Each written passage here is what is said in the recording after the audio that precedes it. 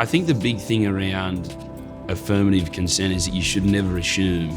There is absolutely no question that when a no is given, it's no, or a stop, or just because it's a yes, at the beginning of something, doesn't mean it continues that way throughout. For me, affirmative consent looks like two people that know each other, care about each other, they're not intoxicated, they're not incoherent, they have full control over their decision making. To me, affirmative consent looks like respecting your boundaries and respecting anyone's decision, yes or no, and assisting anyone else who struggles to understand those boundaries. Being drunk is not an excuse for any of this. You can't say, oh, I'm sorry, I was drunk and I didn't mean to do this.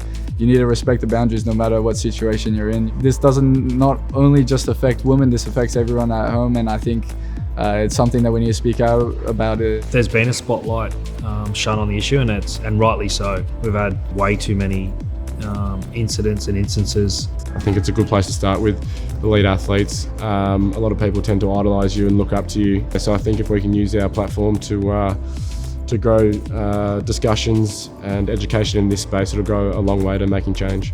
We all understand that we want to live in a safe and happy community here. Like, it's everyone's job to participate in that.